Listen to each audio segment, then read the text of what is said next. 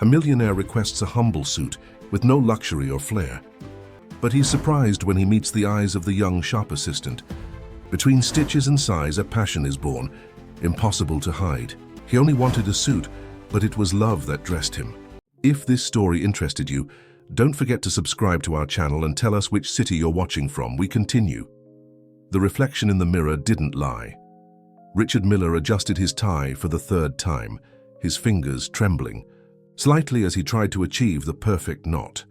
The golden invitation rested on the marble dresser, its embossed letters seeming to mock him each time his eyes fell upon the paper. His father's 70th birthday party, Frank Miller, wasn't just a social event. It was a veiled summons, a reminder of the control the patriarch still exercised over his life. "Daddy?" The sweet voice of Sophie, his 8-year-old daughter, interrupted his thoughts. "You look handsome like that." Richard smiled, turning to meet the brown eyes of the little girl who, even in her fragility, always managed to bring light to his darkest days.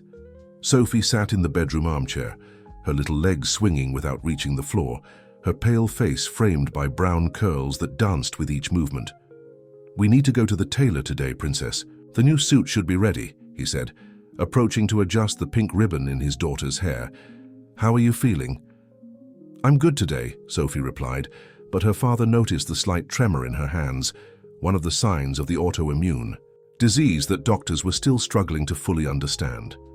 The driver was already waiting for them in the garage of the luxury building where they lived. During the journey to the old downtown area, Richard observed the urban landscape through the car window, his thoughts wandering between the turbulent present and a past that insisted on haunting him. The familiar streets of the upscale neighborhood gradually gave way to narrower lanes, where historic buildings held stories of a Boston that resisted the passage of time. Madame Rose's atelier, as indicated by the golden plaque on the Art Deco facade, was one of these relics. Richard felt a strange tingling on the back of his neck as he got out of the car with Sophie. Something about that place awakened a familiar sensation, like an old perfume that triggers long-forgotten memories. The doorbell tinkled when they entered. The interior of the atelier was a sanctuary of discreet elegance, fine fabrics organized on dark wooden shelves, mannequins wearing bespoke creations, and the soft buzz of sewing machines in the background.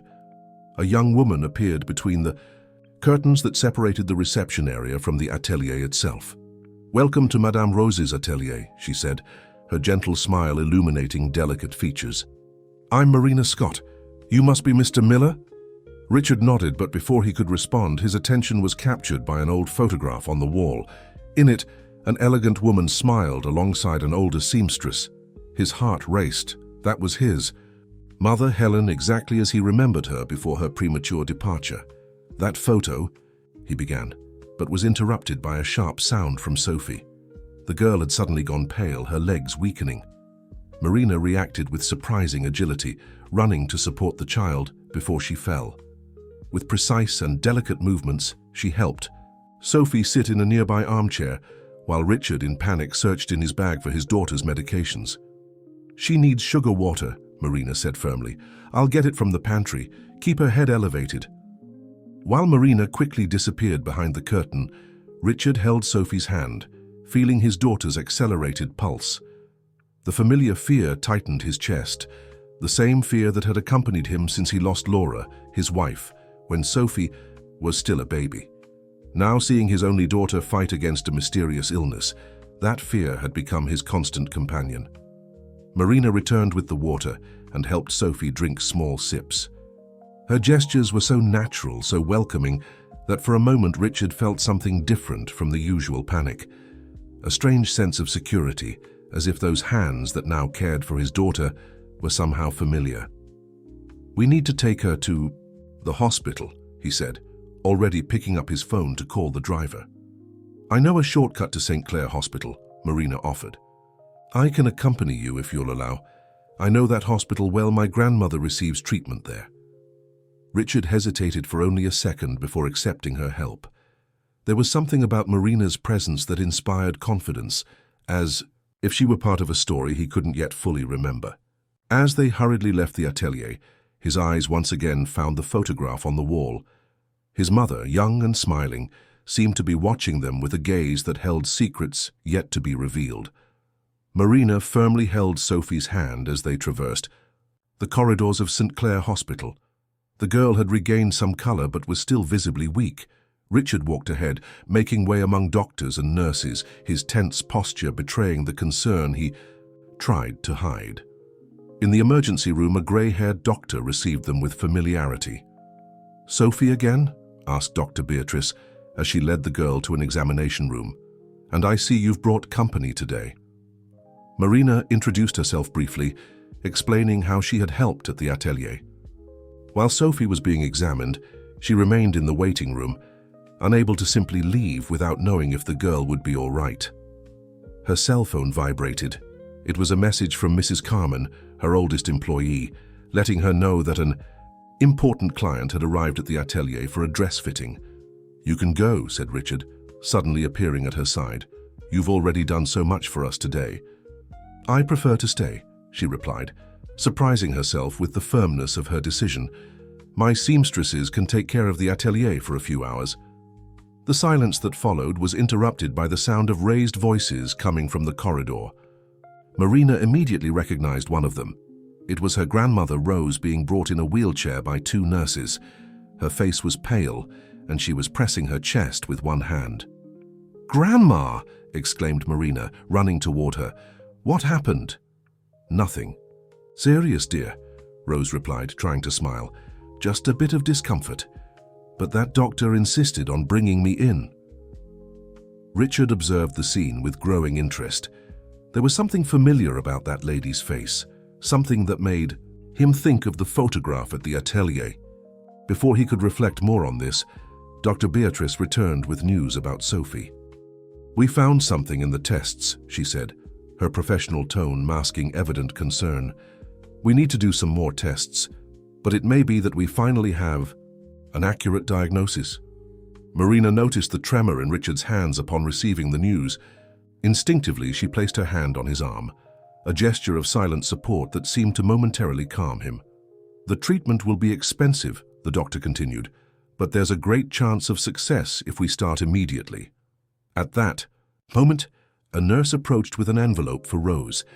"Ma'am, the response from the health insurance about the surgery has arrived." Marina took the envelope with trembling hands. Upon reading its contents, her face paled. The surgery her grandmother so desperately needed had been denied. To make matters worse, the letterhead of the document bore a familiar logo, Miller Business Group. Her gaze met Richard's, who remained focused on the news about Sophie. He couldn't know, that his family was responsible not only for the denial of Rose's procedure, but also for the abusive rent increase that threatened the existence of the atelier. Rose observed her granddaughter with knowing eyes. "Marina," she called softly. "Come here." When the young woman approached, the elderly lady held her hand with surprising strength. "There are things that need to be said, stories that need to be told, but not now, not here." On the other side of the room, Sophie had fallen asleep on the stretcher, her little face serene, contradicting the gravity of the moment. Richard gently ran his fingers through his daughter's hair, a gesture that reminded Marina of her own childhood, when Rose would do the same to calm her during stormy nights. A nurse hurriedly entered the room. "Mr. Miller, your fiancée is on the phone at the reception. She seems quite worried." Richard closed his eyes for a moment, as if gathering strength. The mention of Camilla, his fiancée chosen by his father, seemed to bring him back to the reality of his obligations. But before he could move, Sophie opened her eyes and held his hand. "Stay with me, Dad," she asked in a sleepy voice. Marina observed as Richard simply nodded to the nurse, choosing to remain by his daughter's side. In that moment, she understood that there was much more to this man than the business figure his surname suggested. The way he looked at Sophie revealed a dedicated father, a man capable of defying expectations out of love. Rose coughed lightly, drawing everyone's attention. Her eyes, still bright despite her age, fixed on Richard with a disturbing intensity. "Ah, you have her eyes," murmured the elderly woman, more to herself than to others. "The same eyes as Helen." The name of his mother, pronounced by the elderly lady, hit Richard like lightning. For a moment all the noise in the hospital seemed to disappear, and he found himself transported to his childhood memories.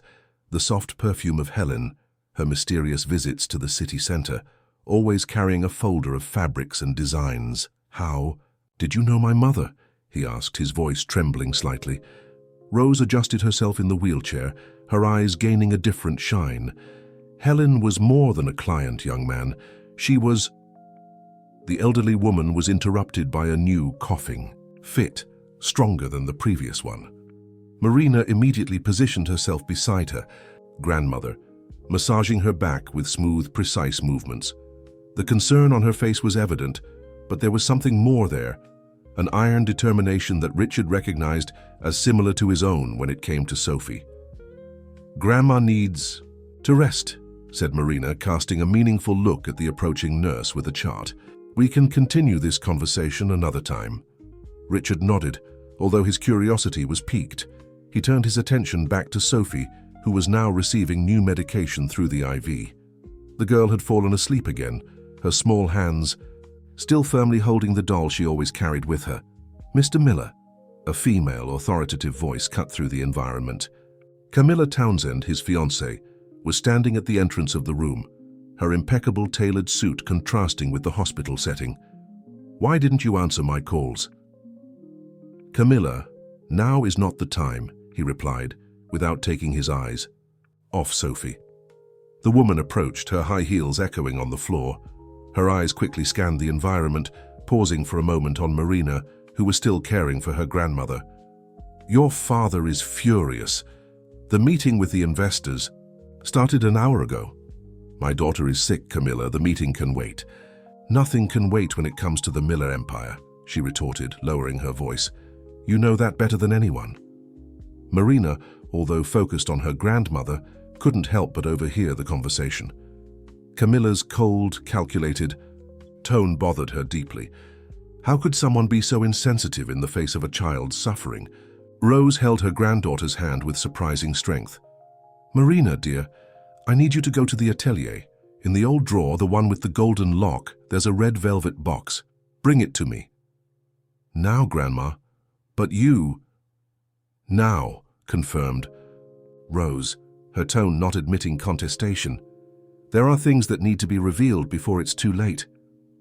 At that moment, Dr. Beatrice returned with more test results. Her countenance was serious, but there was a glimmer of hope in her eyes. "Mr. Miller, we've finally identified Sophie's condition. It's a rare disease, but treatable. However—" She hesitated, glancing quickly at Camilla before continuing. "The treatment is experimental and extremely costly." Richard felt the weight of those words. Even with all the Miller fortune, he knew that his access to the company accounts was limited by his father's rigorous control. Any significant financial movement would need approval. Camilla picked up her phone, quickly typing. "I'll speak with Frank. He'll know how to proceed within the company protocols."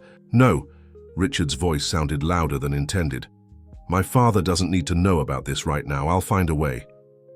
Marina, who was preparing to leave in search of the mysterious box, paused for a moment.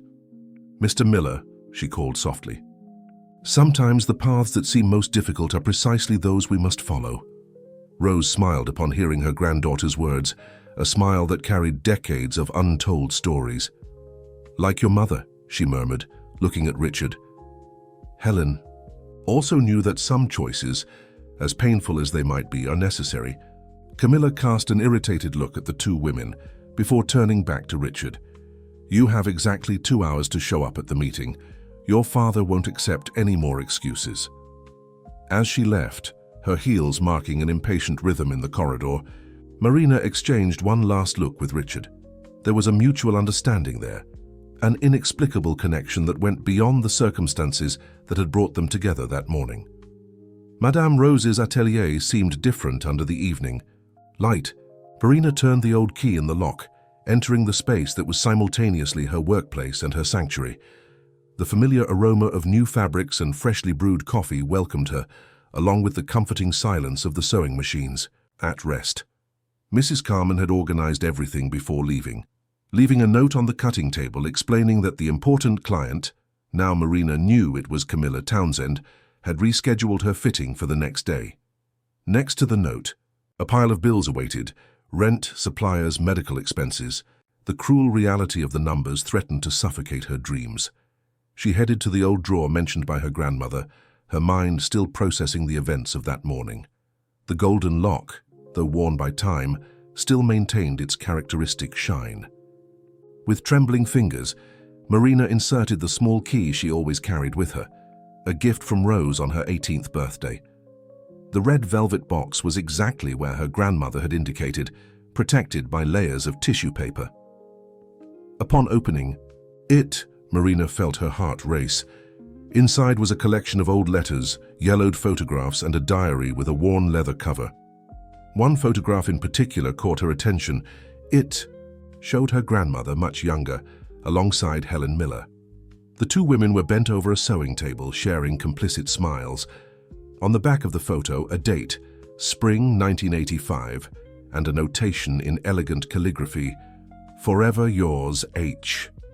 Marina began to read the diary, her hands trembling slightly. Rose's words, written decades ago, told a story she had never imagined. Helen Miller wasn't just a client. She was a close friend of her grandmother, and together they shared much, more than a professional relationship. "The baby was born today," read an entry dated March 1986. "So small and perfect. Helen is radiant, but the fear in her eyes is visible. Frank would never accept the truth. The agreement was sealed. She will keep her secret, and I will protect mine." The sound of the atelier door opening made Marina jump.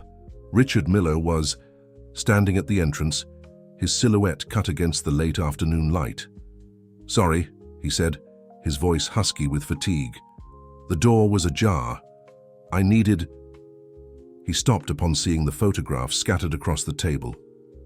Marina quickly began to collect the documents, but a letter escaped from her hands, sliding across the floor to Richard's feet. He picked it up automatically, his eyes capturing the first lines.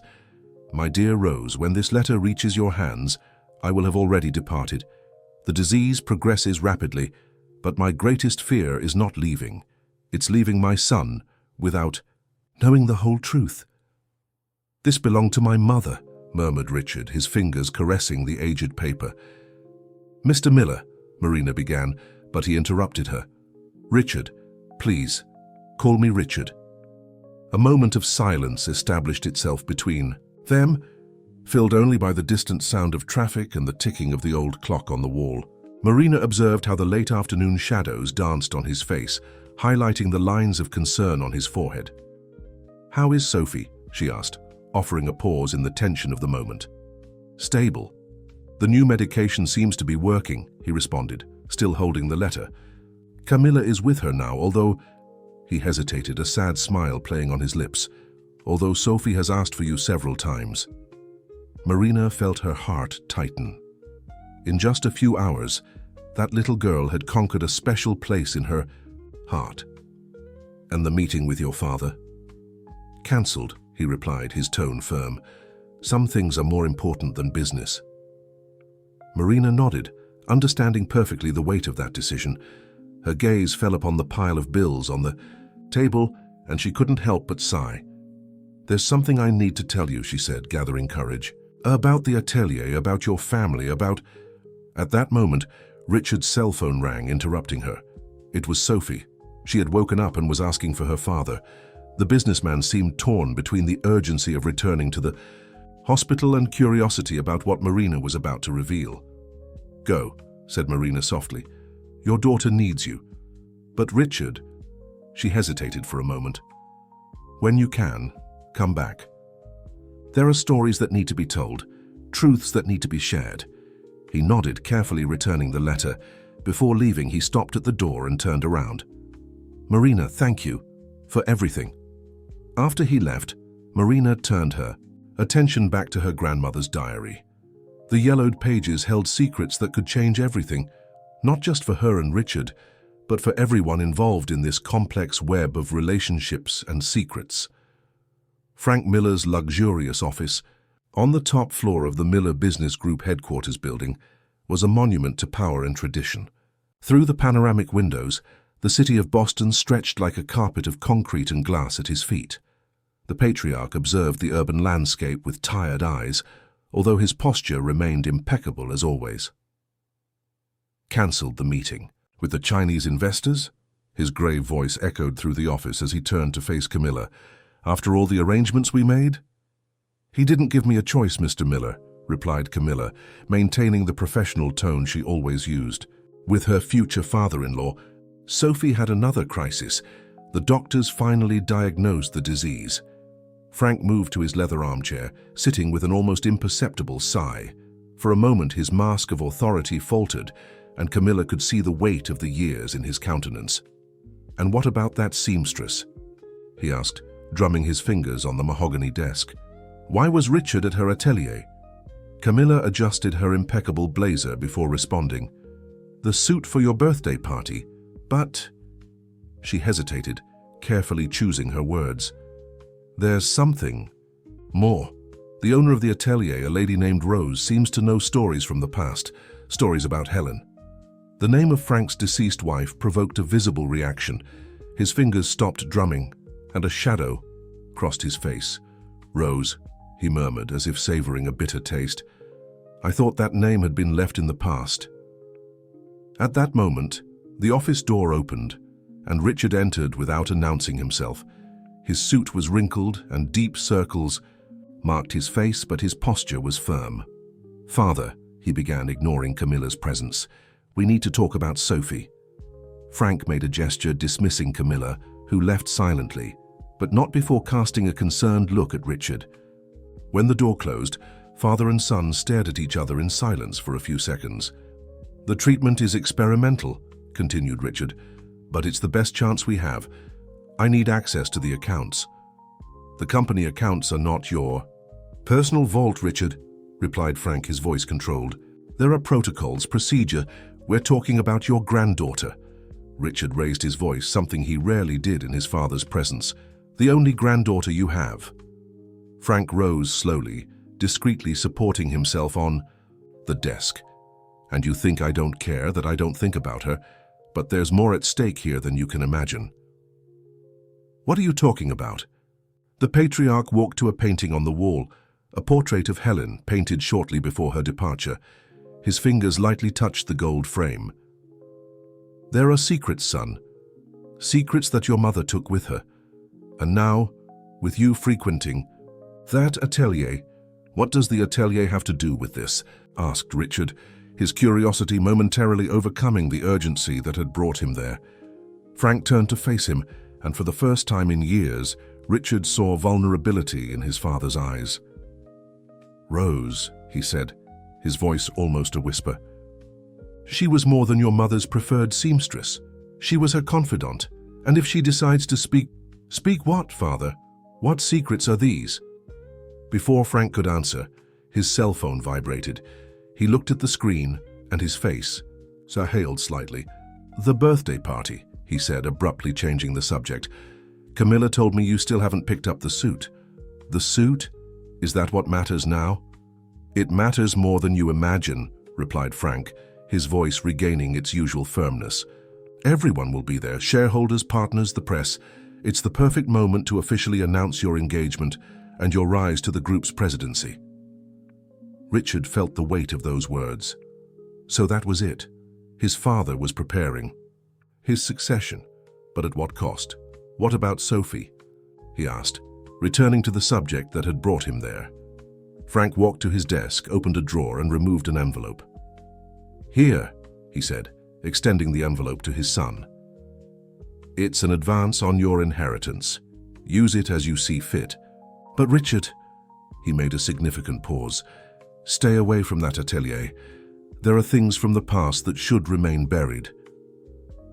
Richard took the envelope, feeling the weight of the paper in his hands, but instead of the relief he should feel, an uncomfortable sensation settled in his chest. His father never did anything without an ulterior motive. What would be the true price of that money? "Thank you," he said dryly, turning to leave. "The door?" He paused for a moment. Father, what really happened to my mother? Why did she go to that atelier so often? Frank had already returned his attention to the papers on his desk. The past, Richard, he replied without raising his eyes. Sometimes it's better to let it rest. Marina was passing the iron gently over the noble fabric of the wedding dress she was creating, her thoughts far away. Her grandmother's diary had revealed more than she expected, much more. The words written decades ago painted a complex picture of friendship, secrets, and difficult choices. The bell at the door rang, announcing someone's arrival.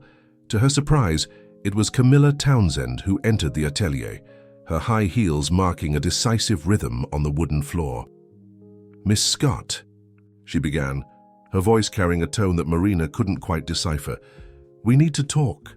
Marina put the iron aside, facing Richard's fiancée's penetrating gaze. "How can I help you?" Camilla toured the atelier with critical eyes, stopping at the photo of Helen with Rose that was still displayed on the wall. "I want a wedding dress," she declared, surprising Marina. "But not just any dress, I want something significant." "Significant how?"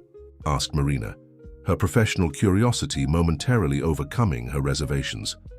"Something that tells a story," replied Camilla, her posture subtly changing. "A story about choices, about liberation." Marina observed as the elegant woman in front of her seemed to struggle with unspoken words.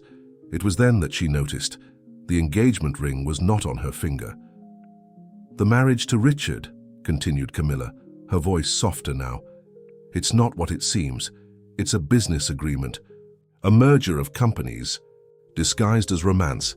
Frank Miller is very good at arranging the pieces on his chessboard." "Why are you telling me this?" questioned Marina, feeling that there was more to this conversation than appeared. Camilla approached the sewing table, her fingers lightly touching the fabrics laid out there. "Because you have something I need, talent to transform fabric into a message, and I have something you need." "And what would that be?" "Influence," replied Camilla simply. "I know about your grandmother, about the treatment denied by the health insurance. I also know about the rent increase that's threatening the atelier. I can help with that." Marina felt her heart race. "In exchange for what?" "A wedding dress that allows me to say no in front of everyone at Frank Miller's party. A dress that tells the true story, not just mine, but that of all the women who came before me in this family." The silence that followed was interrupted by the soft sound of the curtain opening. Rose was there in her wheelchair, observing the two women with a knowing look. "Finally," said the elderly woman, her voice carrying the weight of experience, "someone with enough courage to challenge Frank Miller." "Grandma," began Marina, but Rose raised her hand, silencing her. "My dear," continued the elderly woman, addressing Camilla, "Helen also had that courage once, but the price—" She paused, her eyes filling with unshed tears. "The price was too high." Camilla approached the elderly woman, kneeling beside her chair. "You knew Helen well, didn't you?" "Better than anyone." "Imagines," replied Rose, taking Camilla's hand between hers. "And now seeing you here making this decision, it's as if the past is giving us a second chance." Marina observed the scene, feeling that she was witnessing something greater than she could fully comprehend. The words from her grandmother's diary echoed in her mind, along with the revelations about her own history. "I will make your dress," she finally declared, "but I need to know the whole story, not just to create something significant, but because—" She hesitated, looking at her grandmother for approval. "Because I think this story is also part of mine." Rose nodded slowly. "It's time," she said, her voice firm despite the emotion. "It's time for everyone to know the truth about that spring of 1986. About Helen, about Frank, and about you, Marina." Camilla looked between the two women, realizing that she had stumbled upon something much bigger than her own rebellion against an arranged marriage. "What happened in 1986? She asked softly. Rose closed her eyes for a moment, as if gathering strength. When she opened them again, there was an iron determination in her gaze. "It was when Helen discovered she was pregnant," she began, "but not by Frank Miller." Sophie played with colorful fabric scraps in the atelier, while Marina worked on Camilla's dress. The girl had been discharged from the hospital the previous afternoon, and Richard, unable to find a last-minute babysitter for the important meeting he had, accepted Marina's offer to look after her. "Can you make princess dresses?" asked Sophie, her eyes shining as she held a piece of blue silk against the light. Marina smiled, momentarily abandoning her work to approach the girl. "I can make any type of dress you can imagine. Even one that heals people." The innocent question made Marina's heart tighten. "Dresses can't heal people, sweetheart," she responded softly, sitting next to Sophie. "But you know something? They can make people feel stronger, braver." Rose observed the interaction between the two from her usual armchair, where she was organizing old photographs. Her gaze was contemplative, almost melancholic. "You look so much like her," murmured Rose, her voice just loud enough for Marina to hear. "Like who, Grandma?" "Like Helen," replied the elderly woman, extending a yellowed photograph. "Especially when you smile at children." Marina carefully took the photo. It showed a young Helen playing with a small boy, Richard, she presumed, using fabric scraps to create improvised superhero capes. "Why did you never tell me?" asked Marina, her voice trembling slightly. "About my true story?" Rose sighed deeply. "Because I promised Helen that I would keep the secret until it was safe to reveal it. She knew Frank would never accept the truth about that summer, about the love she found outside of marriage." Sophie, absorbed in her play with the fabrics, seemed oblivious to the emotion-laden conversation happening a few feet away. "And my father?" asked Marina, the question that had tormented her since discovering the truth in the diary. Anthony was a good man," replied Rose, her eyes filling with tears. "A talented tailor who worked here at the atelier. Helen met him during the fittings for her gala dress. The love between them was inevitable, but impossible in that Boston of appearances and social conventions." The bell at the door rang, interrupting the conversation. Camilla entered, carrying a thick folder of documents. "I brought what I promised," she announced, placing the folder on the work table. "All the necessary documents to reverse the health insurance denial and regularize the atelier's rental situation." Marina opened the folder, her eyes quickly scanning the papers. "How did you get this?" "Let's say that working alongside Frank Miller for years taught me a few tricks," replied Camilla, with an enigmatic smile. "Also, I discovered something interesting in the company's old files." She removed a yellowed envelope from her purse. "This document shows that this property, in fact, belongs to Helen Miller. She bought it secretly, through a shell company, weeks before her departure, and she left specific instructions about its destiny." Rose put her hands to her mouth, her eyes widening in recognition. "So that's why her frequent visits in the last week's the whispered conversations with the notary." "Exactly," confirmed Camilla. "Helen ensured that the atelier would always be protected. The abusive rent increase is illegal. Frank has no right over this property." Sophie, who had silently approached, pulled on the sleeve of Camilla's blazer. "Aunt Camilla, why are you sad?" The innocent question caught everyone by surprise. Camilla knelt to be at the girl's height. "I'm not sad, sweetheart. I'm freeing myself." "Like a butterfly?" asked Sophie, her eyes shining with the analogy. "Exactly. Like a butterfly," replied Camilla, smiling genuinely for the first time since entering the atelier. Turning to Marina, she continued, "That's why the dress needs to be special. It's not just about saying no to an arranged marriage. It's about breaking a cycle of secrets and lies that has lasted far too long." Marina nodded, finally understanding the magnitude of what they were about to do. She walked to her work table and picked up a drawing she had made the night before. "What do you think of this?" she asked, showing the sketch to Camilla. The drawing showed a unique dress, apparently traditional at first glance, but with subtle elements that told a story of liberation. Delicately embroidered butterflies emerged from cocoons, beginning at the hem and gradually ascending until they reached full flight at the shoulders. "It's perfect," whispered Camilla, her fingers lightly tracing the design. Rose observed everything with a serene smile.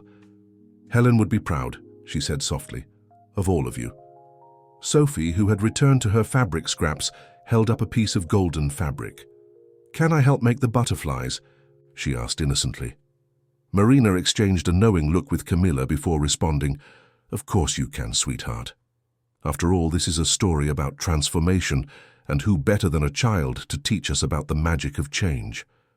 Richard observed the city through the window of his office. The envelope his father had given him, still unopened on the desk. The sun was beginning to set, painting the Boston sky with shades of orange and pink, strangely reminding him of the fabric scraps he had seen scattered throughout the atelier. His cell phone vibrated. It was a message from Camilla asking to meet him urgently. Something in her tone, even through the text, seemed different from usual, more decisive, more free. Before he could respond, his secretary announced an unexpected visit. "Mr. Miller, Mrs. Rose is here. She says it's urgent." Richard quickly stood up, surprised. The elderly woman entered his office, pushed by a nurse, her bearing still elegant despite her physical fragility. "Mrs. Rose," he began, but she interrupted him with a gesture. "Sit down, Richard," she said, her voice surprisingly firm. "It's time for you to know your mother as she truly was." She removed an old envelope from her purse, different from the one Frank had given his son. "Helen left this for you, to be delivered at the right moment. I believe that moment has come." Richard took the envelope with trembling hands. The paper was yellowed by time, but the wax seal was still intact, bearing his mother's monogram. "Why now?" he asked, his voice husky with emotion. "Because your daughter needs you," replied Rose, "and you need to understand that some chains need to be broken for true love to flourish." As Richard carefully opened the envelope, Rose continued. "Helen was more than a client of the atelier. She was an extraordinary woman, trapped in a life that others chose for her. But she found the courage to love, Richard, to love truly." The letter began with an elegant handwriting that he immediately recognized. "My dear son, if you are reading this letter, it means that the moment I both feared and hoped for has arrived. The moment of truth. Frank is not your biological father. Your true father was Anthony Scott, the most talented tailor I ever knew and the only man I truly loved." Richard felt the world spin. Scott, the same surname as Marina. "Marina," he whispered, looking at Rose for confirmation. "Yes," she replied softly. "Marina is your half-sister. Anthony was her father, too, from a previous relationship. When he passed away, I took Marina in to raise as my granddaughter, to protect her from the complications that the truth might bring." Richard closed his eyes, memories of his childhood suddenly making sense, the frequent visits to the atelier with his mother, the special affection Helen showed for the place, the way her eyes would shine when she spoke with Anthony. And Frank, does he know?" "He has always suspected," replied Rose. "That's why he kept you under such rigid control all these years. That's why he wants this marriage with Camilla so badly, to maintain appearances, to maintain control over the empire he built." At that moment, the door to his office opened again. Camilla entered, followed by Marina, who carried a folder of documents. "Sorry for the intrusion," said Camilla, her posture different from usual, more relaxed, more authentic. "But this couldn't wait." Marina remained silent, her eyes meeting Richard's with a mixture of apprehension and hope. "The documents I found," continued Camilla, placing the folder on Richard's desk. "They prove that Helen left a separate inheritance for you, an inheritance that Frank never had the right to control. An inheritance that includes the atelier," Marina softly completed. "Our mother wanted to ensure that we would always have a place to meet, even if she was no longer here." Richard looked at each face in the room, Rose with her wise and tired eyes, Camilla finally showing her true strength, and Marina, his newly discovered sister, who carried so much of Helen in her smile. "What do we do now?" he asked, his voice laden with emotion. "Now," replied Rose, "we do what Helen always wanted. We choose love over appearances, truth over conventions, and family. True family, above all." Marina hesitantly approached Richard. Sophie asked, Me today if it was possible to make a dress that healed people, she said, smiling through the tears that began to form. Maybe we can't heal all the wounds of the past, but we can begin to sow a different future. Richard stood up, walking around his desk. Without words, he opened his arms, and Marina threw herself into them, an embrace decades overdue finally happening. Camilla's dress was taking shape on the central mannequin of the atelier, each stitch meticulously sewn by Marina, carrying the weight of the revelations of the last few days. The embroidered butterflies, Sophie's innocent suggestion, now seemed even more powerful symbols of transformation and freedom.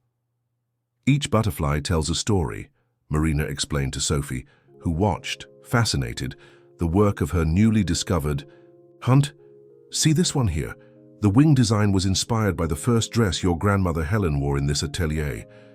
Sophie touched the embroidery delicately with her small fingers. And this golden one here?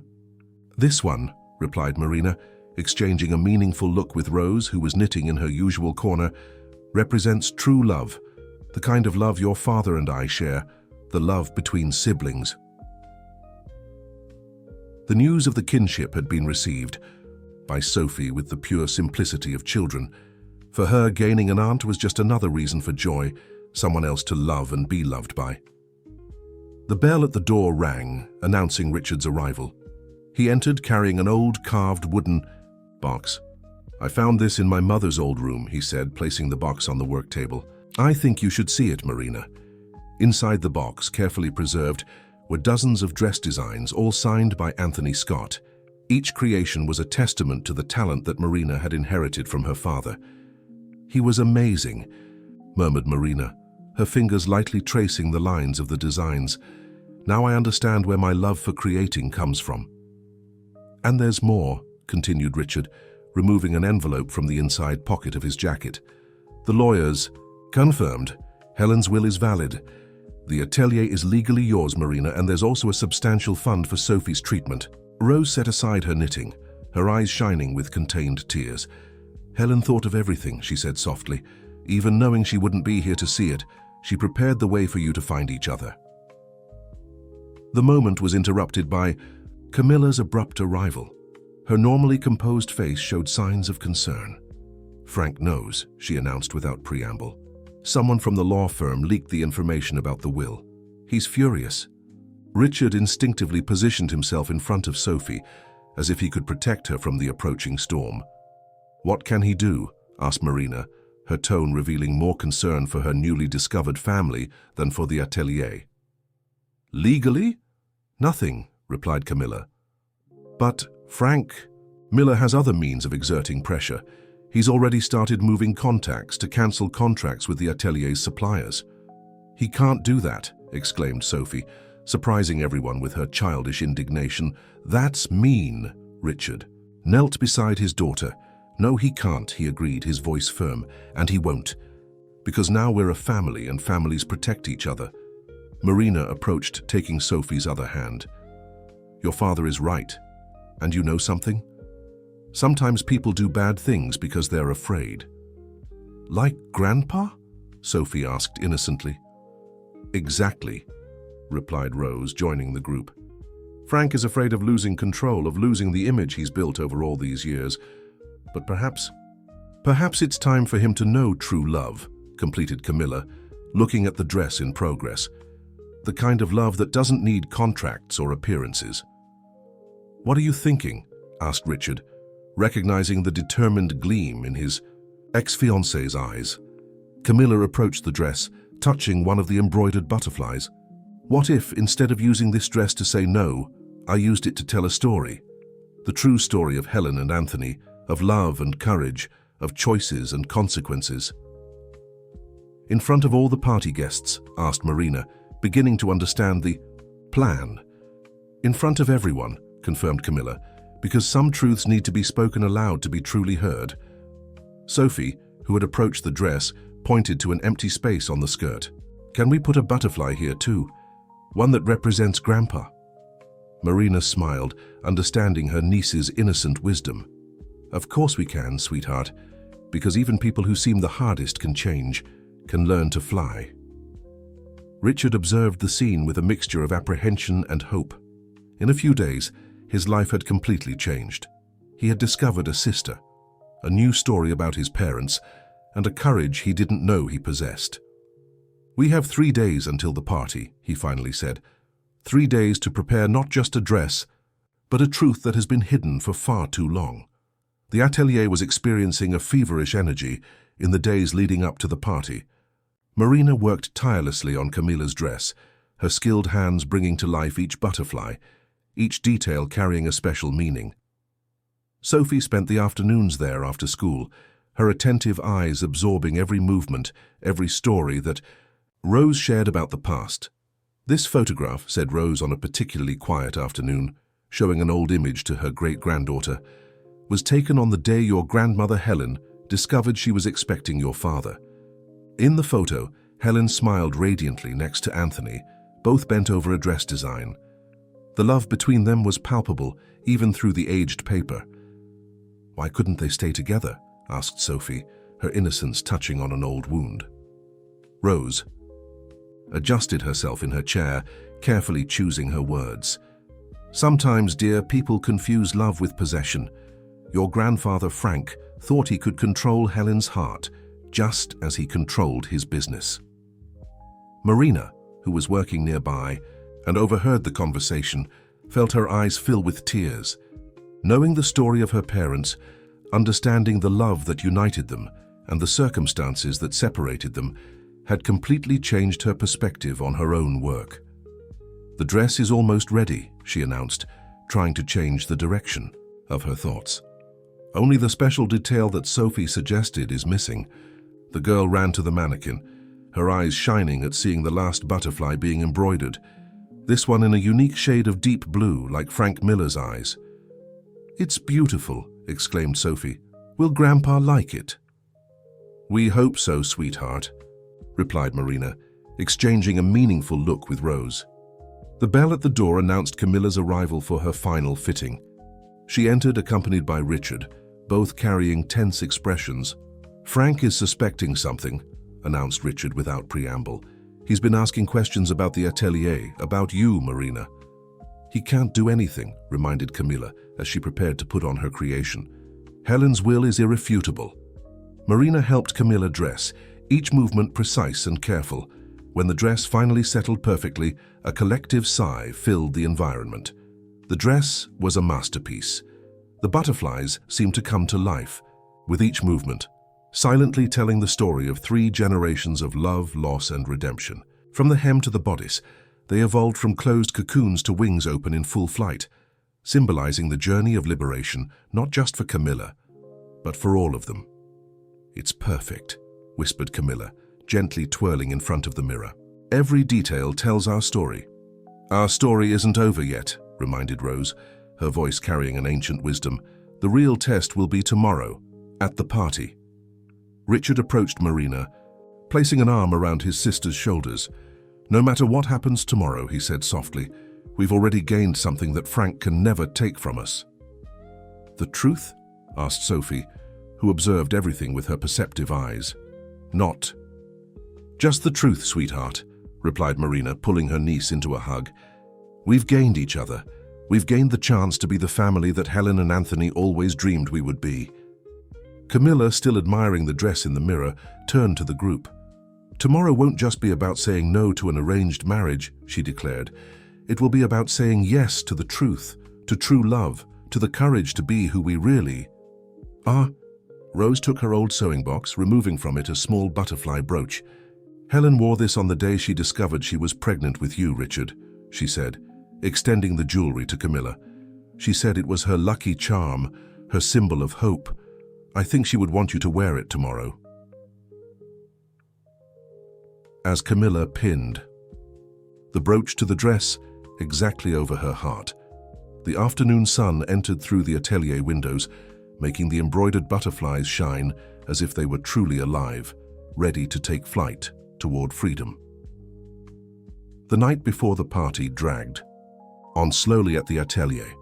Marina was giving the final touches to Camilla's dress, her skilled fingers adjusting each minute detail with the precision she had inherited from her father. The silence was broken only by the soft hum of the sewing machine and the occasional sound of cars passing in the street. "Can't sleep either?" Richard's voice surprised her. He was standing at the door, still wearing his work suit, though his tie was loose and his jacket wrinkled. "Every stitch needs to be perfect," she replied, without taking her eyes off her work. "It's more than a dress now." Richard approached, observing the intricate details of the embroidery. "Sophie finally fell asleep," he said, sitting in a nearby chair. "She spent the whole afternoon talking about the butterflies and about how she can't wait to see Grandpa Frank smile tomorrow." Marina finally stopped her work, turning to face her brother. "Do you think he'll understand? That he'll accept?" "Honestly, I don't know," replied Richard, running his hands over his tired face. "Frank Miller built his entire life on control and appearances. Tomorrow, we're going to shake the very foundations of his world." The sound of footsteps interrupted them. Rose appeared at the inner door of the atelier, wearing her favorite silk robe and carrying a tray with tea. "I knew I'd find you two here," she said, placing the tray on the work table. "Some problems are better solved with a cup of tea and good company." As Rose served the tea in old porcelain cups, Marina noticed a yellowed envelope in her sleeve. "What's that, Grandma?" Rose carefully removed the envelope. "Helen's last letter," she replied, her voice soft with memory. "She asked me to keep it until the right moment. I think that moment has come." Richard and Marina approached as Rose opened the envelope with slightly trembling hands. The paper, yellowed by time, still carried a slight perfume that Richard immediately recognized, his mother's perfume. "Dear Rose," she began to read, "if you are reading this letter, it means that the moment we have both waited for has finally arrived, the moment when the truth can finally be revealed. But before that happens, I need you to understand something about Frank." Rose paused, her eyes filling with tears. "Helen always managed to see beyond appearances," she continued, "even in others." "What does she say about Frank?" asked Richard. His voice tense, Rose continued reading. "Frank is not a cruel man by nature. He is a man who learned from a very early age that love means control. His own father taught him that in the harshest way possible. When I met him, I saw in him the same prison that keeps him imprisoned today, the prison of fear of losing, of fear of truly loving." Marina took Richard's hand, feeling how he trembled upon hearing those words. "But there is goodness in him," continued Rose, reading the letter. "There is capacity to love. I saw it in the way he looked at Richard when he was a baby, even knowing deep in his soul that he was not his biological son. I saw it in the way he built an empire, not just for himself, but to leave a legacy." "How could she see all that?" murmured Richard, his voice choked with emotion. "How could she understand him so well?" "Because your mother had the most precious gift of all," replied Rose, carefully folding the letter. "The gift of seeing the best in people, even when they couldn't see it in themselves." Marina returned to the dress, her fingers tracing one of the blue butterflies, the one representing Frank.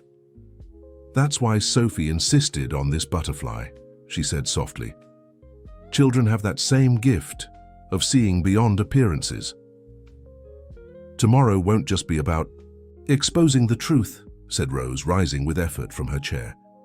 "It will be about giving Frank the chance to finally free himself from his own prisons." Richard observed the dress for a long moment. "And if he doesn't accept that chance, then we will have done our part," replied Marina, returning to work on the final details. "We will have offered the truth with love, which is all that Mom wanted." Rose collected the empty cups, but before leaving turned one last time. "Helen always said that true love is like good sewing. It needs to be strong enough to withstand pressure, but flexible enough to allow movement. Tomorrow, we'll see if the stitches she sewed in the past are strong enough to unite the future." Outside, the Boston night continued its course, indifferent to the dramas unfolding inside the small atelier. But within those walls, among needles, threads, and memories, a new story was being carefully sewn, a story of truth, forgiveness, and above all, unconditional love. The morning of the party arrived with a fine rain that washed the streets of Boston, as if the city itself was preparing for the revelations to come. At the atelier, the movement began early, with Marina and her seamstresses making the final adjustments to Camilla's dress. "Aunt Marina." Sophie's cheerful voice echoed through the atelier. She entered running, wearing a light blue dress that perfectly matched the butterflies on the wedding dress. "Look what I made." In her small hands, she held a drawing, a family of butterflies, each with distinct characteristics that clearly represented each member of her newly expanded family. "It's beautiful, sweetheart," smiled Marina, taking the drawing carefully. "Can I hang it here near the work table?" Sophie nodded enthusiastically, her eyes shining at seeing her drawing occupying a prominent place in the atelier. Richard, who had arrived right behind his daughter, observed the scene with an emotional smile. "The new suit fits perfectly," he said, adjusting his tie. "Your father, our father, he really had a special gift." Marina touched the fabric of Richard's suit with professional knowledge. "Each stitch, each fold, I can see his hands here. It's as if he were present, blessing us." Rose, who was observing everything from her usual armchair, called Sophie over. "Come here, my little one. I have something special for you." From a small jewelry box, she removed a delicate butterfly brooch, smaller than the one she had given to Camilla, but equally significant. "This belonged to your grandmother Helen when she was about your age," explained Rose, pinning the brooch to Sophie's dress. "She wore it whenever she needed to be especially brave." "Like today?" asked Sophie, her fingers gently touching the brooch. "Exactly like today," confirmed Rose, adjusting a rebel curl in the girl's hair. The sound of high heels announced Camilla's arrival. She entered the atelier carrying a serene expression that no one had seen before. "It's time," she said, looking at the dress awaiting on the mannequin.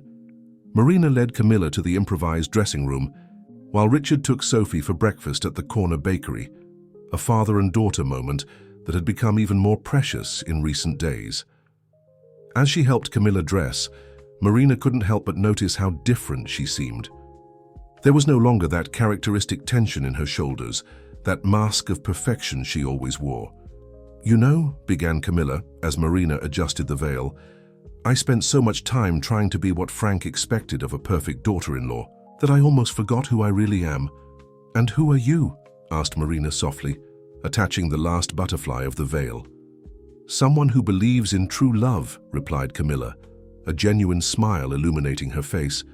"Someone who wants to build something, real, not just maintain appearances." Rose approached, carrying a small velvet box. "Helen left something else," she said, opening the box to reveal a delicate pearl necklace. She wanted this to be worn on the day when the truth finally came to light. "But I'm not part of the family," protested Camilla. "You are part of this story," Rose gently corrected. "And sometimes those who help us find our truth become as important as family." As Rose helped Camilla with the necklace, Marina gave the final touches to the dress. Each butterfly seemed to pulse with its own life, each one telling a different part of the story that was about to be revealed. Richard returned with Sophie, who immediately ran to admire Camilla. "You look like a real princess," exclaimed the girl. "But a different princess, one who can fly." Everyone laughed at the child's perceptive observation. It was true. Camilla didn't look like a traditional bride. She looked like someone about to be set free. "It's almost time," announced Richard, checking his watch. "The guests must already be arriving at the hall." Marina felt her heart race. In a few hours, all the truths that had been kept for so long would come to light.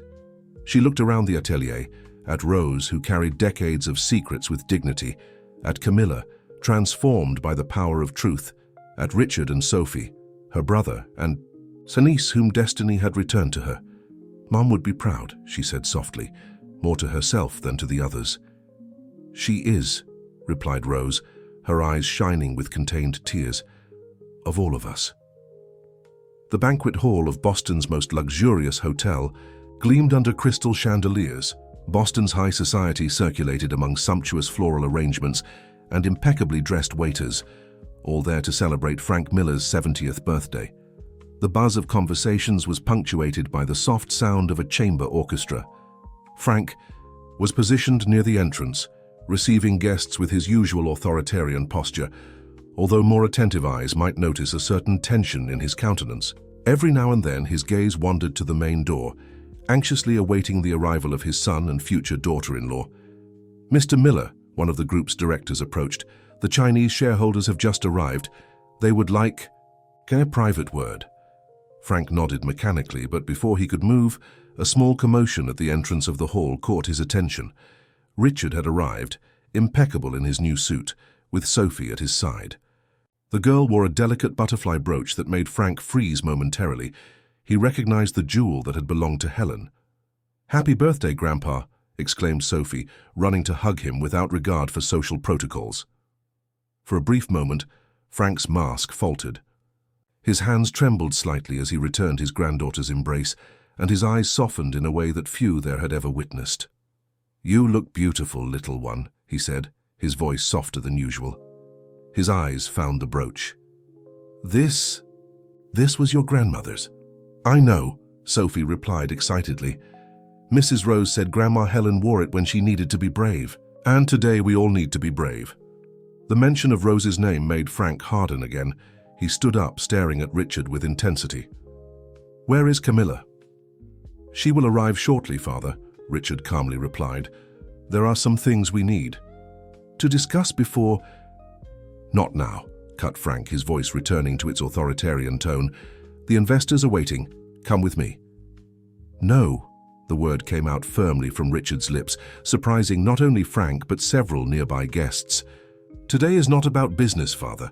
It's about family, about truth." The silence that followed was interrupted by the sound of the main doors opening. The guests collectively turned, expecting to see Camilla in her traditional wedding dress. Instead, they saw something that made everyone hold their breath. Camilla entered the hall like a vision of living transformation. Her dress, Marina's masterpiece, told a story through each embroidered butterfly, each detail meticulously planned. The butterflies seemed to come alive with each movement, evolving from closed cocoons to wings open in full flight. But it wasn't just the dress that drew attention. By her side, Marina walked with equal dignity, and behind them, in a wheelchair carefully decorated with small handcrafted butterflies, Sophie's work, came Rose. Frank staggered slightly, needing to lean on a nearby table. His eyes, normally so controlled, revealed a storm of emotions as he recognized the old seamstress. "Rose," he whispered, his voice almost inaudible. "Hello, Frank," she replied softly. "It's been a long time." Sophie ran to Marina, naturally taking her hand. "Grandpa," she called, her clear voice cutting through the tension of the environment. "Do you know my Aunt Marina?" The entire hall seemed to hold its breath. Frank stared fixedly at Marina, and for the first time he allowed himself to see what had been before his eyes all along. The same features as Helen, the same gentle determination as Anthony. "You knew," he finally said, turning to Rose. "All these years—" "Yes," Rose replied simply. "Helen entrusted to me not only her secrets, but also her hopes. The hope that one day the truth could free all of us." Camilla stepped forward, her presence commanding attention. Helen's pearl necklace gleamed on her neck, and the butterfly brooch over her heart seemed to pulse with its own light. "I have something to say," she announced, her voice clear and firm. "Not just to Frank, but to everyone present here. It's a story about love, truth, and the courage to choose to be free." The hall sank into an expectant silence as Camilla positioned herself in the center of the space. The butterflies on her dress seemed to dance under the light of the chandeliers, each one silently telling a part of the story that was about to be revealed. 25 years ago, she began, her voice clear and firm, a woman named Helen made a choice. A choice based not on social conventions or family expectations, but on true love. Frank took a step forward, as if to interrupt her, but Richard gently placed a hand on his arm. "Listen, Father," he whispered. "Please." "Helen found love in the most unexpected places," continued Camilla, gesturing toward the dress. "Each of these butterflies tells a part of her story. This one here, she touched a golden butterfly near her heart. represents the moment she met Anthony Scott at Rose's atelier. A murmur ran through the hall. Some of the older guests shifted uncomfortably, recognizing the names and beginning to understand what was coming. Anthony was a talented tailor, an artist with needle and thread. Marina took up the narrative, her voice choked with emotion. And Helen was a woman trapped in a life that others had chosen for her. Frank closed his eyes, his hands tightly gripping the cane he rarely admitted to needing. Sophie, noticing his discomfort, approached and held his free hand, offering innocent and unconditional support. The love between them blossomed silently. Rose continued the narrative from her wheelchair.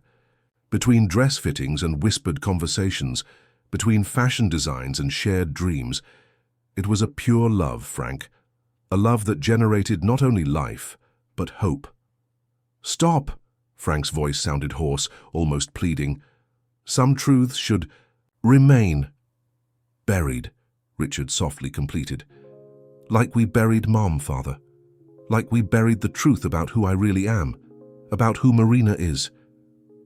The silence that followed was deafening. Sophie, in her childish wisdom, squeezed her grandfather's hand tighter. "Grandpa," she said sweetly, "Aunt Marina makes magic dresses, just like Dad said Grandma Helen did. And look," she pointed to her own brooch. "I have a butterfly just like yours, the one you keep in your desk drawer." Frank looked at his granddaughter in surprise. No one knew about that butterfly, his last gift from Helen, secretly kept all these years. Camilla began speaking again, her voice now softer. "This dress is not just a wedding dress. It's a declaration of freedom. Each butterfly represents a long-suppressed truth, and this one," she touched the blue butterfly that Sophie had suggested, "represents you, Frank.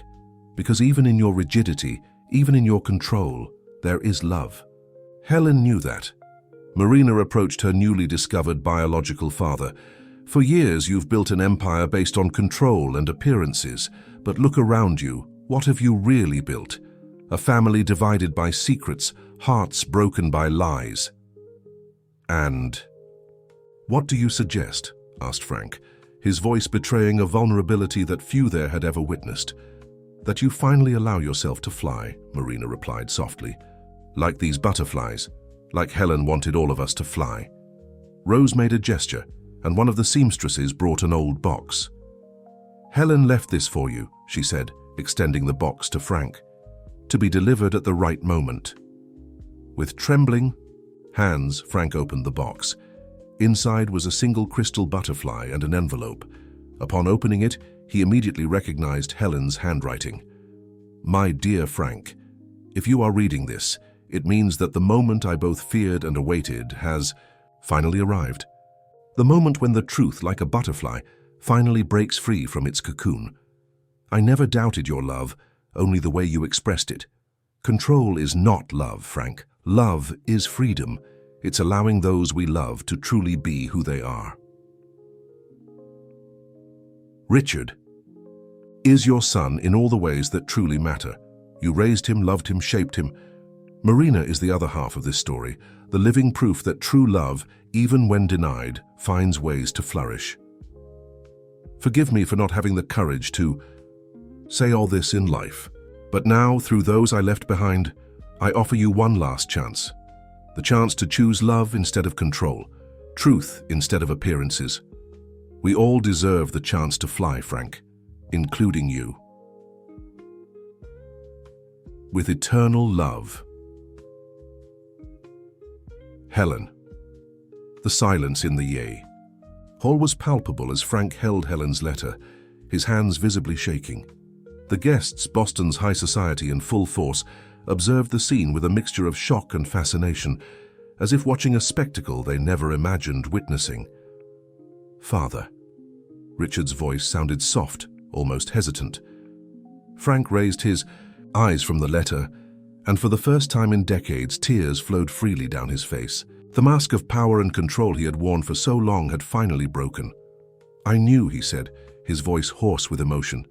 "I always knew about Anthony, about you, Richard, but it was easier, safer, to maintain control, maintain appearances." Marina stepped forward, her heart beating strongly. "And about me? I suspected when I first saw you at the atelier," replied Frank, looking at her with new eyes. "You have her eyes, the same eyes as Helen, and the hands, Anthony's hands." Sophie, who still held her. Grandfather's hand gently pulled his jacket. "Grandpa, does this mean that now we can be a real family, with Aunt Marina and everyone?" The girl's innocent question seemed to touch something deep in Frank. He knelt with difficulty, becoming level with his granddaughter's eyes. "Sophie," he began, his voice gentler than anyone there had ever heard, "you have the same wisdom as your grandmother. Helen also always saw through the masks we wear." Rose moved her wheelchair closer, her aged hands holding an old photo album. "Helen kept these photos at the atelier," she said, opening the album. "She never stopped loving any of you. She just loved in a way different from what you understood, Frank." The photographs told a silent story. Helen with Anthony at the atelier, her eyes shining with love. Helen with Frank at social events, maintaining appearances, but with a veiled sadness in her gaze. Helen pregnant, her protective hands over her belly while Rose adjusted a dress. And finally, a last photo. Helen holding baby Richard with Frank by her side, a rare, genuine smile on his face. "She gave me you," said Frank, looking at Richard, "and even knowing the truth, I could never stop loving you as a son. Perhaps that was the only time I truly understood what Helen was trying to teach me about love." Camilla, who observed everything still in her butterfly dress, approached. "That's why I cannot marry Richard," she said softly, "because I learned, through this family, that true love cannot be arranged or controlled. It simply is." Frank looked at the dress, really seeing it for the first time, each butterfly, each detail that told a story of love, loss, and redemption. "You made this?" he asked Marina. "Yes," she replied. "Each butterfly tells a part of our story, including yours." Frank lightly touched one of the blue butterflies. "Like the one Helen always wore," he murmured, more to himself than to others. "Mr. Miller," called a voice from the crowd. It was one of the Chinese investors. "Should we reschedule our meeting for—" "No," cut Frank, his voice firm but different from his usual authoritarian tone. "Today is not a day for business. Today is a day for family." A surprised murmur ran through the hall. Frank Miller, the man who had always put business above all, was choosing family over a crucial meeting. "Marina," he called, turning to his newly discovered stepdaughter, "Sophie's treatment and Rose's surgery. Consider everything approved. And the atelier is already mine," Marina softly completed. "Helen ensured that. But thank you, father." The word hung in the air like a butterfly, newly freed from its cocoon. Frank closed his eyes for a moment, letting decades of control and appearances finally give way to something new, something true. "Then," he said, opening his eyes to face his family, "all of it. Perhaps it's time we start anew, not as a business empire, but as a family. A real family with all its imperfections and truths." Sophie jumped with joy, clapping her hands. "Like the butterflies," she exclaimed, "all different but all beautiful." And there, under the crystal chandeliers of Boston's most elegant hall, amidst surprised whispers and admiring glances from high society, a transformation even deeper than that of a butterfly was happening. The transformation of a heart that, after decades trapped in its own cocoon of control and fear, finally found the courage to fly. Frank Miller's birthday party transformed into something completely different from what had been planned. The sophisticated arrangements and classical music gave way to a more intimate, more genuine celebration. The guests who remained, and there were many, moved by curiosity and surprisingly by emotion, witnessed something rare in the business world: the triumph of love over appearances. In the center of the hall, Frank danced awkwardly with Sophie, who had insisted on teaching her grandfather to dance like a butterfly. His face, previously always marked by calculated severity, now opened into genuine smiles at his granddaughter's pirouettes. "She has the same gift as Helen," commented Rose, observing the scene from her chair. "The gift of making people smile with their hearts." Marina, seated beside her grandmother, nodded, Her hands, always busy with needles and threads, now rested on the photo album that told the story of her family. "How did you endure all these years?" she asked softly. "Keeping so many secrets, seeing everything happen without being able to intervene." Rose took her granddaughter's hand between hers. "The same way a seamstress works on a complex dress, stitch by stitch with patience and faith in the final result. Helen knew that one day all the pieces would fit together." Richard approached, bringing champagne flutes. Camilla accompanied him, her butterfly dress still causing sighs wherever she passed. "The investors just left," he announced, distributing the glasses. "But not before renewing all contracts. Apparently, a man who chooses family over business is someone who can be fully trusted." "Ironic, isn't it?" commented Camilla, smiling. "All these years trying to maintain appearances, and it's precisely the truth that strengthens the business." Frank approached the group, carrying Sophie in his arms. The girl played with the butterfly brooch, her eyes heavy with sleep, but her smile still bright. "Grandpa," she murmured, "tell that story again? About Grandma Helen and Uncle Anthony?" "Even better," replied Frank, sitting with his granddaughter on his lap. "How about if Marina told us about the first dress your grandmother ordered at the atelier?" Marina smiled, realizing what Frank was doing, not just accepting the truth, but helping to weave a new family story, where all threads, even the most painful ones, had their place and meaning. "It was a blue dress," she began, her eyes meeting Frank's with understanding. "Blue like the wings of the butterfly she always wore. Mom, Helen wanted something that would make her feel free, if only for a few moments. And that's when she met Anthony," continued Rose, her voice laden with sweet memories. "He was adjusting the hem of the dress, and his hands, there was poetry in the way he worked with fabric." "Like your hands, Marina," observed Frank softly. "Now I understand why Camilla's dress seems so alive." Camilla touched one of the butterflies on her dress. "Each stitch tells a story," she said, "not just of Helen and Anthony, but of all of us, of how choices made out of love, even the most difficult ones, can create something beautiful." "And now?" asked Richard, looking at his father, the man who had raised him, who had loved him even knowing the truth. Frank adjusted Sophie in his lap, the girl already asleep, a serene smile on her little face. "Now," he replied, "we do what Helen always wanted. We live our truth without masks, without control, just love." "Like a family of butterflies," murmured Sophie in her sleep, making everyone smile. Marina looked around the hall at the people who remained no longer as spectators of a social scandal, but as witnesses to something rare and precious, the moment when a family chooses love over appearances, truth over control. Camilla's dress, with its dancing butterflies, had become more than a piece of haute couture. It was a symbol of transformation, not just for her, but for all of them. Each butterfly told a story of Helen and her forbidden love, of Frank and his journey from control to acceptance, of Richard and Marina discovering their true connection, of Sophie uniting everyone with her wise innocence. "You know," said Rose, her eyes shining with tears of joy, "Helen always said that a butterfly's true beauty lies not just in its colorful wings, but in the courage it has to leave its cocoon. Today we all flew." A week after the party that changed everything, Madame Rose's atelier vibrated with a different energy.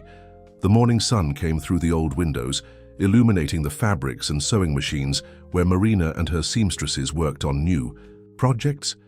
In her usual corner, Rose observed everything with a serene smile, her hands busy with a small embroidery. "Aunt Marina," Sophie's cheerful voice echoed through the atelier as she came running in, followed by Richard, and surprisingly, Frank. "Look who came to visit you." Marina raised her eyes from her work, smiling at seeing her brother and her stepfather. Frank seemed different. His usual impeccable suit had been replaced by more casual clothing, and his face carried a serenity he had never shown before. "I brought something that belonged to your mother," said Frank, placing an old sewing box on the work table. "I found it in the mansion's attic. I thought it should be here with you." Marina opened the box with reverent care. Inside, she found treasures that told stories, spools of old thread, delicate needles, small butterfly brooches, and hidden at the bottom a sketchbook. "Helen's designs," whispered Rose, who had approached. She spent hours drawing dresses she never had the courage to wear. Frank picked up one of the designs, a dress covered with butterflies, surprisingly similar to the one Camilla had worn at the party. She always knew, didn't she, that one day everything would come to light. "Helen had the gift of seeing beyond the present," replied Rose softly. "She planted seeds of truth in all of us, patiently waiting for them to flourish." Sophie, who explored the box with childish curiosity, found an old photograph. "Look, Dad, it's Grandma Helen with Uncle Anthony."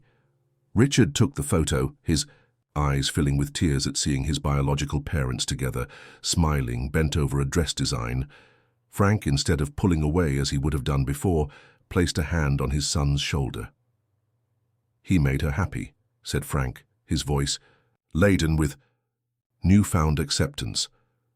"In a way that I never could." "You loved her in your way," replied Marina gently, "and she knew that. That's why she entrusted Richard to your care." The sound of the door opening announced Camilla's arrival. She no longer carried the rigid posture of before.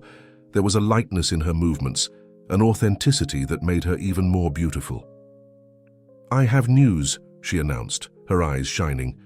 The medical center approved Sophie's experimental treatment, and she made a dramatic pause. "Rose's surgery is scheduled for next week." Rose put her hands to her face, moved. "But how?" "Let's say that some contacts I made as Frank Miller's almost daughter-in-law are still useful," replied Camilla with a smile, "especially when used for good." Frank cleared his throat, visibly moved. "Actually, I made some calls. It's the least I can do for the woman who kept Helen's secrets with such love and dignity." "And the atelier?" asked Richard, noticing the piles of new fabric and the various dresses in production. Marina smiled, proud. "After the story of Camilla's dress spread, we haven't stopped receiving orders. It seems everyone wants a dress that tells their own transformation story." "Like mine," exclaimed Sophie, twirling in her new dress, a special creation by Marina with small butterflies discreetly embroidered on the hem. "Aunt Marina said each butterfly represents someone in our family." Frank approached his granddaughter, kneeling to examine the embroidery. "And which one am I?" he asked softly. "This one," replied Sophie, pointing to a dark blue butterfly that seemed to be emerging from its cocoon. "Aunt Marina said it's you, learning to fly again." The silence that followed was filled with contained emotion. Frank hugged his granddaughter, allowing himself to show affection in a way he had never done before. "You know," said Rose, gently breaking the moment, "Helen always said that there are two types of inheritance we can leave. That which is counted in numbers and properties, and that which is counted in love and truths. She chose to leave us the second." "And we?" asked Richard, looking at his gathered family. His sister, his adoptive father, his daughter, all united by a web of love stronger than secrets or social conventions. "We," replied Marina, picking up a new piece of fabric and beginning to work, "choose to transform that inheritance into something even more beautiful. Like a butterfly that not only flies, but also teaches others to fly too." St. Clair Hospital had a different air on that sunny morning. Rose, in her recovery bed after the successful surgery, was surrounded by her family, not just of blood, but of heart. Colorful flowers filled the room, and small paper butterflies made by Sophie danced hanging from the window. "How are you feeling, Grandma?" asked Marina, carefully adjusting the pillows. "Like a butterfly that just got new wings," replied Rose with a serene smile. "And speaking of butterflies, how is the new project?" Marina blushed slightly, casting a glance at Camilla, who had just entered the room carrying more flowers. "Well, actually, she's creating an entire line inspired by transformation," completed Camilla, her eyes shining with enthusiasm. "Dresses that tell stories of change, of growth, of true love. The Butterfly Collection," Sophie proudly announced, as if the name were her personal contribution, and indeed it was. Frank, who observed everything from a corner of the room, approached Rose's bed. And the first fashion show will be in the mansion's winter garden, he said, surprising everyone. I thought that Helen would like that. She would love it, confirmed Rose, taking Frank's hand with affection. Seeing the place that for so long was a symbol of appearances transform into a space of truth and beauty. Richard entered the room at that moment, carrying test results. His face, open in a smile, said everything before he even spoke. Sophie's treatment is working, he announced, his voice choked with emotion. The doctors are optimistic. The news was received with tears of joy and hugs. Sophie, who played with her paper butterflies, didn't seem surprised. I knew, she said simply. Grandma Helen told me in a dream that everything would be all right. The room fell silent for a moment, each one absorbing the meaning of those innocent words. Frank was the first to speak, his voice laden with a rare emotion. You know, Sophie, he began, sitting on the edge of the bed next to his granddaughter, your grandmother Helen had that same gift, the gift of seeing beauty and hope where others only saw impossibilities. Like when she fell in love with Uncle Anthony? Asked Sophie, showing a surprising understanding for her age. Exactly, replied Frank, surprising everyone with his honesty. She saw love where I only saw rules and conventions, and now after so long, I finally understand why. Marina approached her stepfather, offering him a small package. I found this among Mum's designs, she said softly. I think it's time for you to have it. Frank carefully opened the package, revealing a butterfly brooch identical to the one Helen always wore. Lunks. With it was a note, the elegant handwriting still perfectly preserved. For Frank when you're ready to fly. With love, Helen. She knew, he murmured, turning the brooch in his hands. She knew that one day I would understand. Helen always said that love is like good sewing, commented Rose, her voice laden with memories. Sometimes it needs to be undone and redone until it's perfect, but in the end it's the strength of the stitches that holds everything together. Camilla, who had remained silent, approached with a tablet. Look at this, she said, showing the screen. It was the page of an important fashion magazine, announcing the upcoming butterfly collection as the most anticipated event of the season. From the atelier that transformed a wedding dress into a declaration of freedom comes a collection that promises to revolutionize the way we see fashion and truth, she read aloud. And it's not just fashion, completed Marina. Each piece will be sold with part of the profit going to a fund for children's medical treatments, the Helen Fund. Frank raised his eyebrows, surprised. That wasn't in the original plans for the group. No, agreed Richard, but it's in the plans for this family. Our family. Sophie, who had finished hanging her last paper butterfly, turned to the group with a radiant smile. You know what Aunt Marina taught me? That butterflies can't go back to being caterpillars. They can only go forward. Rose smiled, extending her arms to hug her great-granddaughter. And that's exactly what we're doing, dear. All of us. Flying forward together. The afternoon sun entered through the hospital window, making the paper butterflies dance and casting colorful reflections across the room. It was as if Helen were there, smiling through the light, blessing that family that had finally learned to fly with their own wings. The winter garden of the Miller mansion had been transformed. Where rigidity and formality once dominated, now, flowers and butterflies of all types created a magical setting. A delicate runway serpentined among the plants, and elegant chairs awaited the guests of the first fashion show of the butterfly collection. Marina was in the improvised backstage, giving the final adjustments to the pieces that would soon come to life on the runway. Each dress told a different story of transformation, but all shared the same symbol, butterflies in different stages of metamorphosis. Nervous? Asked Camilla, who had become not just a friend, but a fundamental partner in the new enterprise. A little, admitted Marina, adjusting a last butterfly on one of the dresses.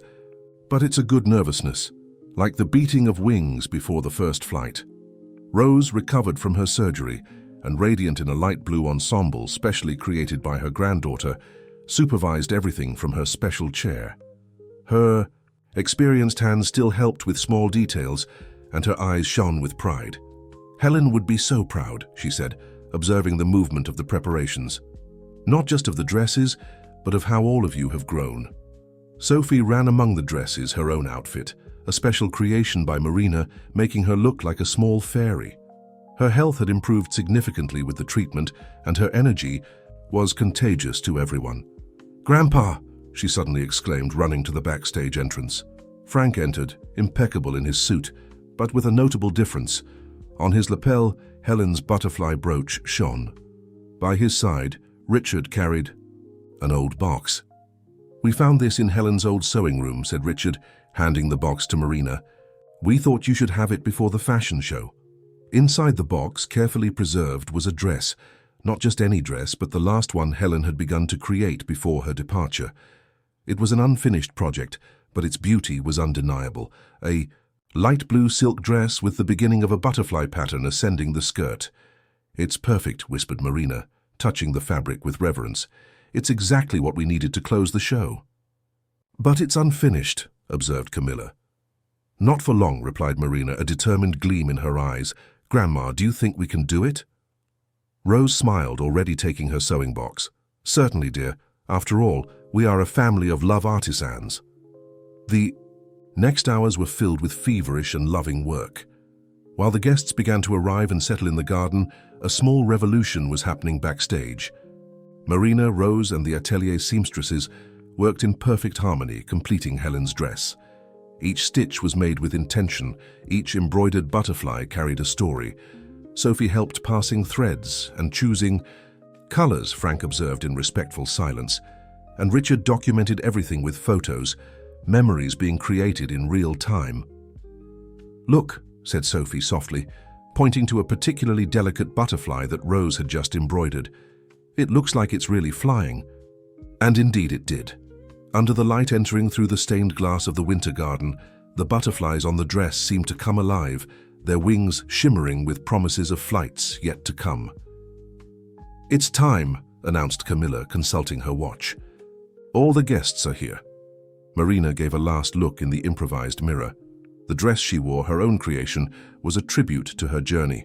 Butterflies gradually emerging from their cocoons, each representing a moment in her life that had brought her to this point. "Before we begin," said Frank, his voice laden with emotion, "I want you to know that I'm proud of all of you, of who we've become as a family." Sophie ran to hug her grandfather, followed by Richard and Marina. Rose observed the scene, with tears in her eyes, thinking of how Helen would be happy to see her family finally united by true love. "And now," said Sophie, her voice clear and confident, "it's time to show the world how beautiful it is when butterflies learn to fly together." The buzz of the audience reached backstage, mixed with the soft music that began to play. It was a melody specially composed for the fashion show, which blended classical sounds with the soft beating of butterfly wings. The transformation was complete, not just of the dresses, not just of the space, but of all of them. And as the first models prepared to enter the runway, there was a palpable sensation in the air that something extraordinary was about to happen. The fashion show of the Butterfly Collection was more than a presentation of fashion. It was a celebration of transformation and love. Each dress that glided down the runway told a story. Each embroidered butterfly carried a special meaning, and the audience watched in reverent silence, as if witnessing not just a fashion event, but a moment of pure magic. In the grand finale, Helen's unfinished dress, now completed with love by so many hands, made its triumphant appearance. Marina had chosen Sophie to present it, not as a model, but as the bearer of a legacy of love. The girl walked slowly, holding Rose's hand, who for the first time since the surgery had found the strength to walk the runway. There wasn't a single dry eye in the winter garden when grandmother and great-granddaughter stopped at the end of the runway.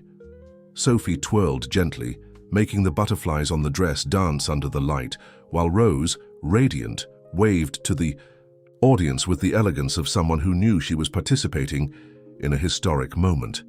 Frank, seated in the front row next to Richard, let the tears flow freely. Helen's brooch on his lapel seemed to shine with its own light, as if approving every moment of that celebration. When all the models returned for the final walk, Marina joined them, bringing with her a small chest. Camilla, understanding the signal, took the microphone. "Today we present not just a fashion collection," she began, her voice clear and emotional.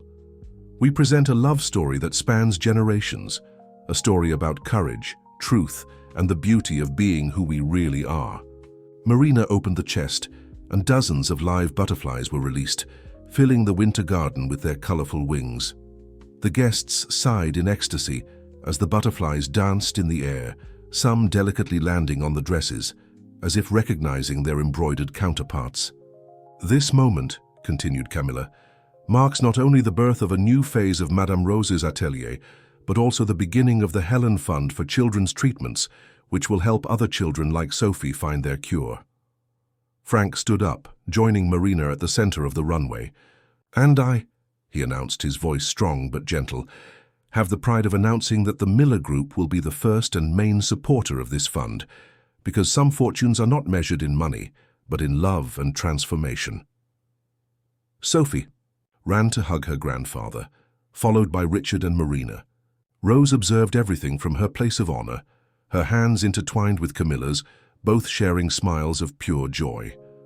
"Grandma Rose," called Sophie, her clear voice rising above the applause, "tell again that story about true love." Rose smiled, and her voice, though soft, reached all those present. "True love, my dear, is like a butterfly. We cannot force it to fly, we cannot control it or imprison it. We can only create the space for it to flourish, and then we have the privilege of witnessing its beauty." Marina picked up a last dress that was covered, her newest creation. Upon revealing it, everyone could see a unique design, a single giant butterfly formed by hundreds of small butterflies, each representing a member of her extended family. "This one," she said, her voice choked with emotion, "is for you, Mom, for teaching us that true love, just like butterflies, always finds its way home."